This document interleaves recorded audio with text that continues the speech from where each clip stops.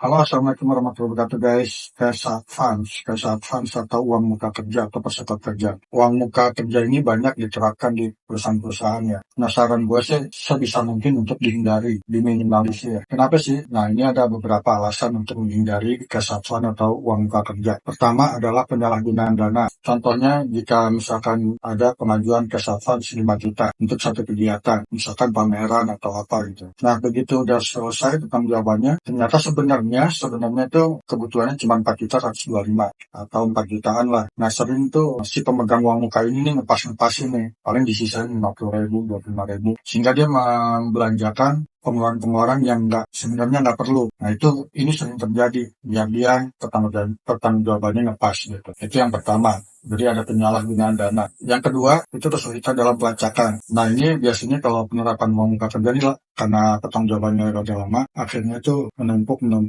sehingga ketika pertanggungjawaban itu natokin laporan pertanggungjawaban ini untuk cash advance yang mana. Nah, itu jadi untuk pelacakannya ada sering jadi masalah di situ, referensinya yang mana. Apalagi kalau makanya biasanya mirip-mirip 5 juta, 5 juta, 10 juta, 10 juta, 5 juta.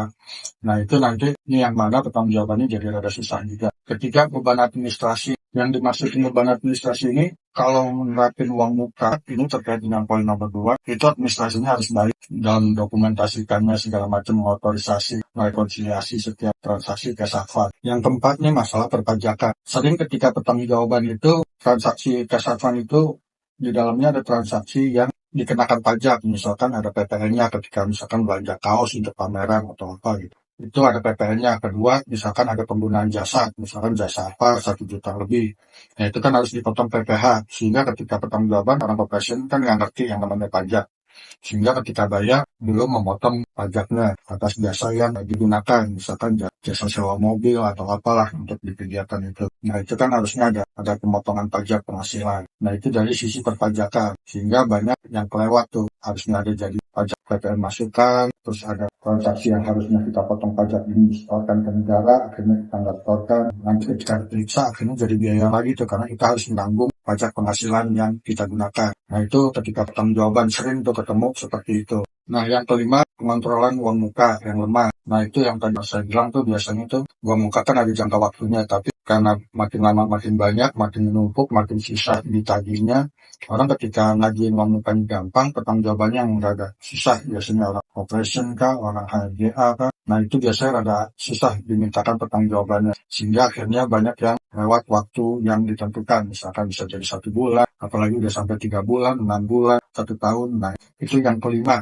kelemahan dari penerapan uang muka. Pengontrolannya jadi susah, lemah. Karena di pengalaman gue pernah ada yang uang muka itu sampai 2 miliar gitu. Nah, itu kalau udah numpuk itu udah susah tuh nagihnya. Karena kalau udah lewat apalagi sampai 6 bulan pertanggungjawabannya udah susah tuh minta bukti-bukti transaksinya segala macam. Nah, masalah tertundanya pertanggungjawaban menjadi pembebanan di dalam laporan keuangan. Jadi gini, tadi tuh misalkan uang mukanya di bulan Februari, ternyata pertanggungjawabannya di bulan Juni. Sehingga ketika pertanggungjawaban itu kan baru dibebankan. Inilah yang jadi masalah, harusnya bebannya di bulan Februari, tapi di laporan keuangan dicatatnya baru di bulan Juni. Kadang-kadang jadi masalah juga di satu periode itu atau 1 bulan, uang tiba-tiba biayanya jadi gede. Padahal biaya itu sebenarnya bukan di bulan itu. Nah, ini kan jadi salah satu analisa yang kurang bagus juga kan gitu. Karena kita kan ketika baca laporan keuangan kan kita melihat kegiatan bulan per bulan, di mana bulan-bulan kita itu nanti sibuk, banyak pengeluaran segala macam, jadi nggak akurat gitu, nggak mencerminkan keadaan sesungguhnya. Jadi seolah yang bebannya banyak di bulan Juni gitu, dan padahal sebenarnya pengeluaran itu banyaknya di bulan Februari, pameran itu di bulan Februari misalkan gitu, atau kegiatan apapun lah. Nah, tapi ternyata di laporan keuangan tercatatnya di bulan Juni. Inilah yang akhirnya jadi laporan keuangan itu tidak mencerminkan keadaan yang sesungguhnya. Oke, kira-kira itu aja.